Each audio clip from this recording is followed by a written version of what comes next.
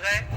प्रदोष के दिन, प्रदोष काल के दिन, प्रदोष के दिन, प्रदोष काल में आपने मुझसे वचन दिया था कि तू जिस जगह पर ले जाकर खड़ा कर देगा उस स्थान में मैं चारों तरफ अपनी दृष्टि फेरूंगा। चारों तरफ दृष्टि जहां फेरूंगा, जो जिस कामना को करेगा उसकी कामना मैं पूरी करूंगा। ये आपने मुझे वचन दिया था। बोले क्यों माताएं प्रदोष का व्रत करती हैं? क्यों पुरुष प्रदोष का व्रत करते हैं? क्यों बच्चे प्रदोष का व्रत करते हैं? प्रदोष का व्रत करने का केवल एक सार तत्व यह है, प्रदोष के दिन, प्रदोष काल में मेरा देव अधिदेव महादेव निकलते हैं अपने मंदिर से बाहर, नंदी पर बैठकर कैलाश से निकलते हैं, काशी विश्वनाथ चलते हैं, देवघर वाला नंदी लेकर बाहर निकल जाता है।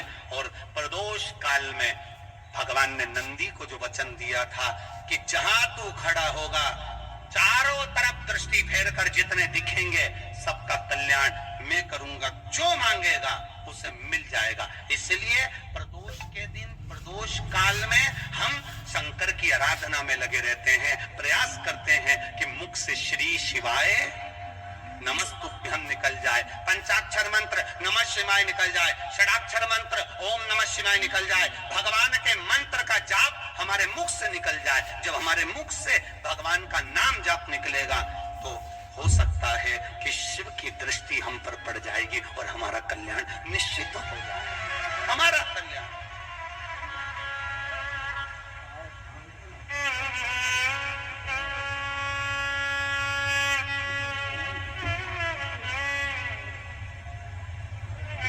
कहते ना, ओ बाबा डमरू वाला रे थारी मौज कर देगा।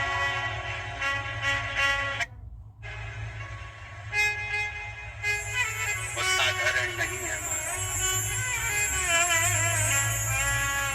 ओ बाबा डमरू वाला रे थारी मौज कर देगा।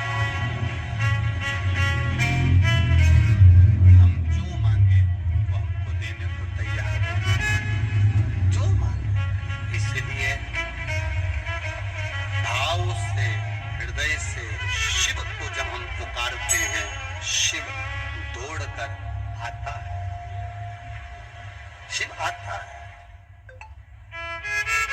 सुन के भक्तों की पुकार शिव कथा कहती है। प्रदोष के दिन, प्रदोष काल में शिव जी के नाम का स्मरण प्रत्येक को कर लेना चाहिए। और एक नंदीश्वर शिव महापुराण से एक बात सीख कर जाइएगा।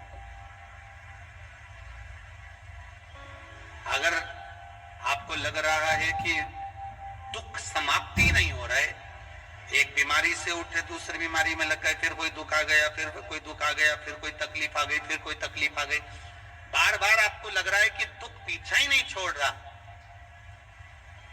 तो नंदीश्वर शिव महापुराण की कथा आपको कह रही है, प्रदोष के दिन, प्रदोष काल में 2 जगह दिए लगाना प्रारंभ कर दो। पहला, बेलपत्री के वृक्ष के नीचे पहला दिया प्रदोष काल में, प्रदोष के दिन बेलपत्री के वृक्ष के नीचे, और दूसरा दिया अपने दरवाजे की चौखट के बाहर। मतलब अपन बाहर खड़े होंगे, अंदर की ओर दिया नहीं, बाहर की ओर एक दिया बेलपत्र के नीचे। देवाधिदेव महादेव से प्रार्थना कर कर, हे शिव शंकर, हे गौरी शंकर, हे शिव, आज प्रदोष का दिन, प्रदोष काल में आप भ्रमण के लिए निकलोगे नंदीश्वर के साथ में, ऐसी कृपा करना, आपके लिए मैंने द्वार सजाया है। भोलेनाथ, आपकी दृष्टि मेरी चौखट पर भी कर देना, मेरी जिंदगी सवर जाए। इसलिए 2 दीप स्मरण। हाँ, अच्छा इशारा कराए, उसे समझ गए हो। जिस दिए को आप लगाओगे प्रदोष के दिन, प्रदोष काल में, एक दिया बेलपत्री के वृक्ष के नीचे लगाया है और दूसरा दिया जब आप घर में प्रवेश करोगे तो राइट हैंड पर ही लगाएं। कौन से हैंड पर लगाएं? राइट हैंड पर। बहुत बहुत साधुवाद आपको दीदी, धन्यवाद। धन्यवाद दो, उन्होंने इशारा करके बताया कि दिया किस ओर लगाएं। कम से कम अपने को अंदाजा तो लग जावे ना दिया किस ओर लगना चाहिए।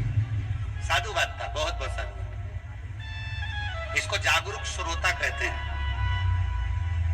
जिनको कथा के प्रति रुचि है और भगवान के भजन के प्रति रुचि है, वो तुरंत भाव से उसको स्वीकार कर ले। तो दो जगह दीप, पहला कहां पर लगाएंगे? जम के बोलो जरा। बेल पत्री के वृक्ष के नीचे। अब बेलपत्री के वृक्ष को भी समझना, कौन सा वृक्ष होना चाहिए? जो आप खड़े हो, दोनों हाथ ऊपर हो, उस हाथ तक भी उसकी पत्ती को स्पर्श ना हो पाए, मतलब उसकी छाया हमारे पूरे शरीर पर पड़े, वो बेलपत्री के वृक्ष की मूलता का आनंद है। जो छोटे बेलपत्री के वृक्ष होते हैं, छोटे छोटे जो पौधे होते हैं बेलपत्री के, इनको जल डालकर, खाद डालकर सिंचित करो, बड़ा करो, उनको पोषित कर कर बड़ा कर कर कहीं अच्छी जगह उनको लगाओ। ये नहीं कि छोटी बेलपत्री के पत्ते तोड़ लो या छोटे से पौधे के पत्ते तोड़ लो, वो श्रेष्ठता नहीं है। शिव पुराण कहती है वृक्ष वो होना चाहिए जिसकी छाया हमारे ऊपर है। बाकी के आपके घर में आप बेलपत्री का पौधा लगाते हो, उसको बड़ा करो, बड़ा करने के बाद उसको कहीं अच्छी जगह पर लगाओ जिससे वह बेलपत्री का पौधा बड़ा हो जाए। बड़ा हो जाएगा, हम हैं नहीं है, कम से कम वो पौधा रहेगा, वृक्ष बनेगा। वृक्ष बनेगा तो उसकी पत्तियां टूटकर महादेव पर चढ़ेगी, तो हमारा कल्याण अपने आप हो जाएगा।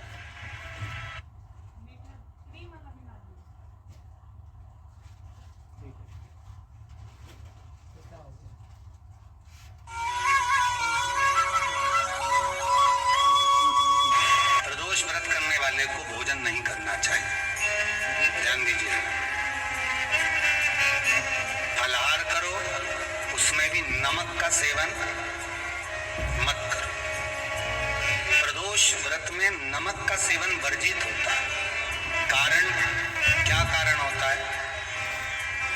उसका एक कारण माना गया नमक की वर्जितता।